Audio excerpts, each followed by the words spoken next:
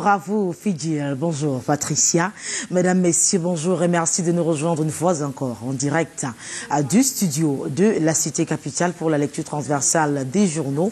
Parution de ce mardi 28-29 août de l'an de grâce 2023. Vous qui êtes également fidèle auditeur de Suite FM, la radiovision du bonheur, installez-vous également parce que cet exercice, il s'agit de la revue de presse, sera donc retransmis de ce côté-là dans quelques instants seulement. Et donc, pour démarrer cette deuxième livraison de la semaine, vous l'imaginez, on parle de rentrée scolaire. Et oui, dans quelques jours, les élèves reprendront le chemin de l'école et le quotidien, le jour, d'Aman Mana, met en exergue quelques inquiétudes relativement justement à cette reprise sereine de la rentrée scolaire. Et donc, ça risque de se faire sur fond de revendications des enseignants. C'est donc cette information-là, ou alors c'est ce point lié donc à la rentrée scolaire que traitent nos confrères du quotidien Le Jour, lesquels signalent que le sous-préfet de Yaoundé 6e a donc interdit la tenue du point de presse des syndicats sur les réseaux sociaux. Le mouvement OTS tente donc un nouveau débrayage.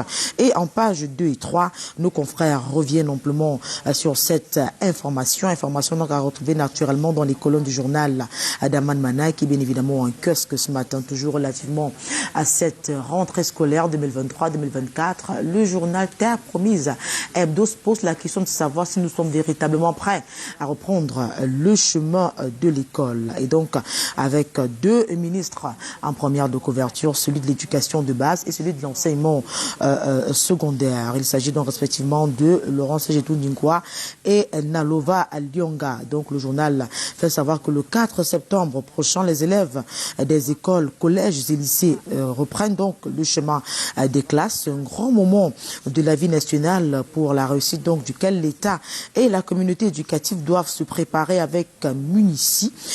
Tant les défis sont nombreux, mais alors toutes les conditions sont-elles réunies à cet effet? S'interroge donc le journal qui, en page 5, de la page 5 à la page 7, apporte justement à des éléments de réponse relatives. En tout cas, c'est le plat de résistance, c'est l'information principale que nous propose donc Terre Promise Hebdo, l'hebdomadaire qui est naturellement en kiosque. Et donc, on reste sur le sillage de l'information relative à la rentrée scolaire 2023-2024 et ce gouvernement justement qui soutient les parents pour alléger leurs charges en cette période qui, on le sait, n'est pas toujours évidente. Et donc, le gouvernement lance les rentrées économiques.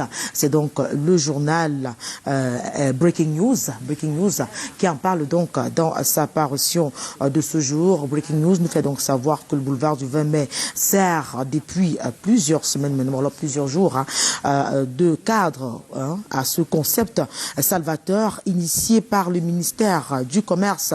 Le ministre Lung Magloire Baga Tangna a donc opéré vendredi dernier une visite des stands assez bien achalandés par des fournitures scolaires et des produits de grande consommation en abondance à vil prix, indique donc nos confrères en page 2. Les détails édifient amplement sur cette initiative qui, soulignons-le, tend donc à accompagner les parents en cette veille de rentrée scolaire. Les fournitures scolaires, ils sont justement les denrées alimentaires de grande consommation aussi, parce qu'on sait que qui dit rentrée dit forcément à dépenses. Et donc, ce soutien du gouvernement est certainement la bienvenue pour bon nombre de parents. C'est l'information à retrouver dans les colonnes du journal Breaking News qui s'intéresse également à ce 15e sommet BRICS dans sa parution de ce jour, en mettant en exergue la synergie d'action dans le monde entier pour une paix et une équité de tous les pays. Et donc, la réforme du Conseil de sécurité de l'ONU et la résolution pacifique des conflits sur la base de la médiation de l'ONU sont donc, entre autres, les résolutions salutaires de Johannesburg.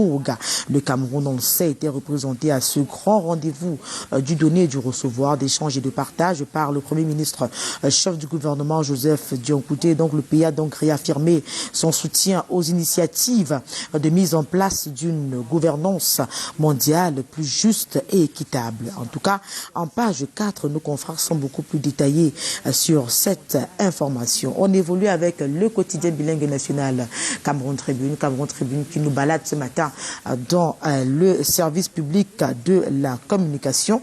Le saut dans le digital est donc franchi par cette entité du gouvernement-là, et nos confrères du quotidien gouvernemental en parlent justement ce matin, lesquels signalent que la problématique est au cœur de la conférence annuelle ouverte hier ici même à Yaoundé par le ministre René Emmanuel Sadi de la communication.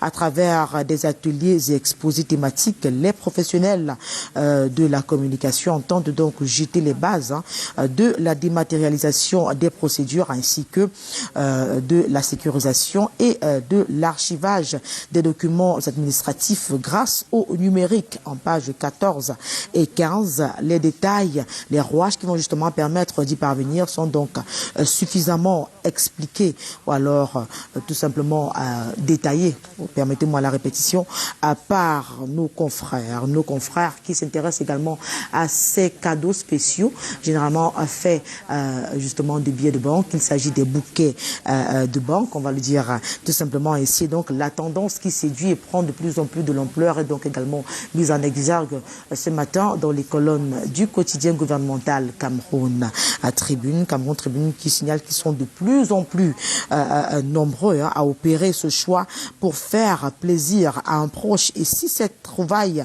n'est interdite par aucune disposition réglementaire, eh bien les banquiers parlent plutôt de l'aspect éthique et moral qu'il faudrait donc questionner autour de cette action devenue prisée par bon nombre de Camerounais. Et donc en page 12 et 13, les informations relatives sont beaucoup plus, ou alors claires davantage notre lanterne à ce sujet. C'est une autre information que nous propose donc le quotidien gouvernemental Cameroun Tribune dans sa parution de ce jour-là. Quelle information nous permet de mettre le pied dans l'actualité économique?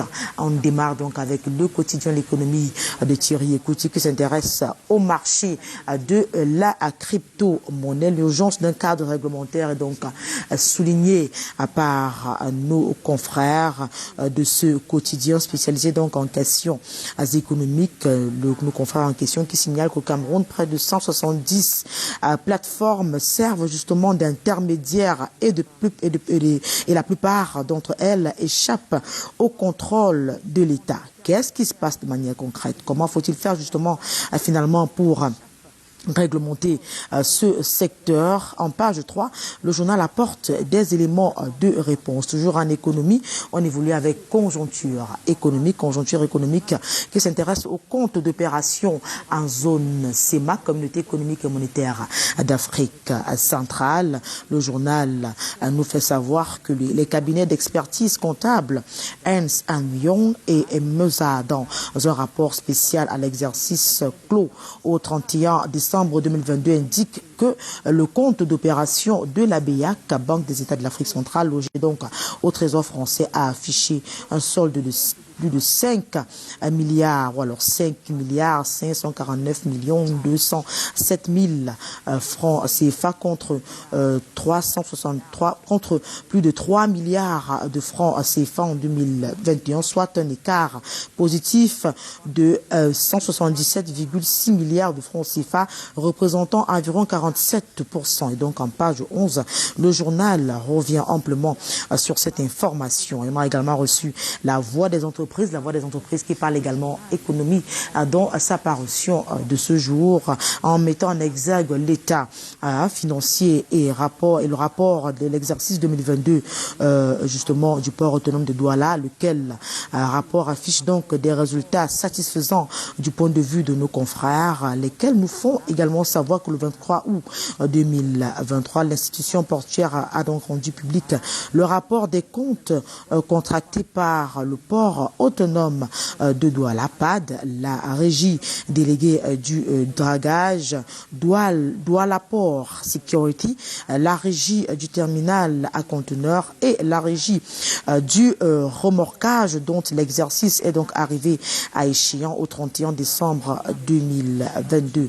Cette information est donc disponible dans le journal La Voix des entreprises qui est bien évidemment un kiosque ce matin. On évolue avec The Guardian Post, cet autre journal d'expression anglaise qui nous est donc parvenu ce matin, journal de Christianga. Ça nous amène donc du côté de Saint-Milima où where security officers disrupt MRC meeting, brutalize, arrest supporters. Et donc c'est ce cliché plutôt peu reluisant que présente le journal, le quotidien The Guardian Post relativement donc à cette rencontre du mouvement pour la renaissance du Cameroun qui a donc connu quelques troubles, disons-le simplement ainsi. Et donc le journal revient amplement sur ce qui s'est passé du côté de Saint-Milima dans sa parution de ce jour. Et puis autre journal, autre information, on évolue en santé avec le quotidien Éco-Santé, le journal de Joseph Mbengboum s'intéresse donc nous amène donc ou alors parle tout simplement nutrition en milieu scolaire. En cette veille justement de rentrée scolaire, les adolescents sont donc au centre de la lutte contre les maladies non transmissibles, signale ce journal. Le ministère des enseignements secondaires a donc organisé un atelier pédagogique pour la prévention primaire de la malnutrition et des maladies chroniques non transmissibles en milieu scolaire. C'était du 24 au 26 août 2023 à l'hôtel de ville de Baganté avec l'appui technique de l'ONG Recherche, Santé et Développement. Donc la rencontre en question avait donc plusieurs objectifs, entre autres influencer positivement les connaissances et l'adoption durable d'une alimentation saine, équilibrée, variée et accessible dans les établissements d'enseignement secondaire du Cameroun. C'est naturellement un prélude à la rentrée scolaire 2023-2024. Et donc en page de la page 6 ou alors 5 à la page 9, nos confrères reviennent amplement sur justement les notions qui ont donc été dispensées aux apprenants et naturellement à la communauté éducative dans cette partie du pays. Le journal nous amène également du côté de l'extrême nord du pays où Manaouda Malachi vient donc de lancer une campagne de santé. Il s'agit d'une campagne de consultation générale et prénatale, d'ophtalmologie, de pédiatrie et de vaccination dans les 7 arrondissements du Mayo Tanaga. En page 5, nos confrères reviennent amplement sur l'impact que peut avoir cette campagne dans la prise en charge ou alors dans l'offre de soins aux populations de ce côté. Toujours en santé, on évolue avec Santé Nature Info. Santé Nature Info d'Albertine Bidjaga que nous avons également reçu ce mardi matin. S'intéresse donc à la contrefaçon. Et puis attention, ces médicaments sont dangereux. Il s'agit donc des médicaments contrefaits, comme vous pouvez d'ailleurs l'imaginer. Les médicaments en question sont d'ailleurs présentés en première de couverture du journal d'Albertine.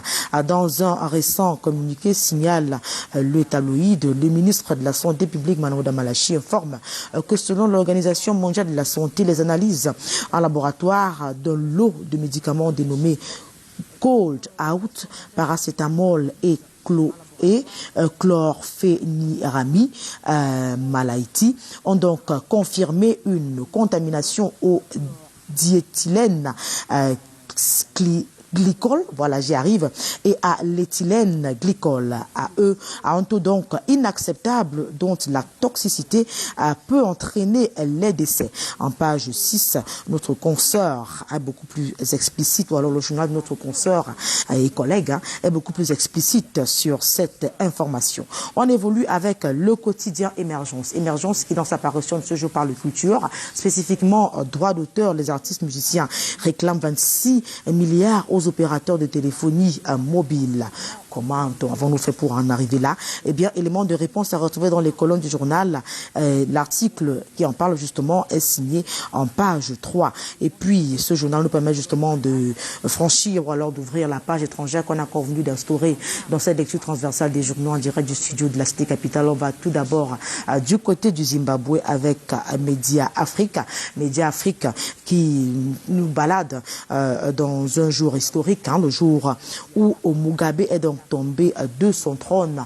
Nos confrères de ce pays, frères et amis, nous amènent donc dans les coulisses de la chute d'un autocrate africain adulé par les uns et blâmé par les autres. Son parcours est donc revisité de fond en comble dans l'article paru en page 11. Et puis on a également reçu le nouveau réveil qui nous vient de la Côte d'Ivoire, municipale et régionale 2023 aux urnes le 2 septembre, indique donc nos confrères. Et puis lesquels confrères reviennent également sur le service civique. Le Premier ministre Patrick Hachi inaugure donc le centre du côté de Boaké. Le journal est soit en kiosque, soit en ligne, est disponible et n'attend que vous pour être parcouru. Et c'est justement grâce à l'équipe technique qui assure derrière la baie vitrée ce mardi matin qu'on pourra parcourir ou alors reparcourir les journaux sur lesquels nous nous sommes arrêtés ce mardi matin. Sabine Mefeza et Lionel Kefeu sont donc justement sur le volet technique de cet exercice ce matin. Encore grâce à eux, on va retourner l'antenne du côté de Douala tout de suite à Patricia et Fidil, non sans vous rappeler, vous prescrire de rester scotché sur Canal Matin, cette belle plage matinale qu'on ne retrouve nulle part ailleurs, si ce n'est bien évidemment, naturellement, chez nous, chez vous, sur la chaîne verte, la chaîne toujours plus près de vous. Et donc, ça se poursuit avec l'équipe Choc qui est très bien assortie ce matin. Restez également scotché sur les antennes de Suite FM, la radio-vision du bonheur. Cet exercice sera également retransmis de ce côté-là. À vous, Douala, pour la suite. Au plaisir de vous retrouver demain. S'il plaît, adieu. Merci infiniment, Karel. On vous souhaite une journée tout en couleur, tout en rose, une journée en rose, en espérant vous voir vivement. Vous écoutez naturellement demain. Il sera 7 heures en heure locale. Donc, on vous souhaite que du bonheur. Vous avez parlé de Suite FM, l'unique, la première radiovision du Cameroun et de toute l'Afrique centrale. On va dire que la radio est modulable sur les fréquences 88.7 ici à Douala, dans le littoral, et 99.0 pour ceux qui nous regardent, qui nous écoutent et regardent en même temps depuis la région du centre et puis naturellement aussi ceux qui nous regardent dans la partie ouest du pays. On vous souhaite que du bonheur. Et puis, on reprend le slogan. Voilà. Canal Matin, le réveil matinal que vous nous retrouvez.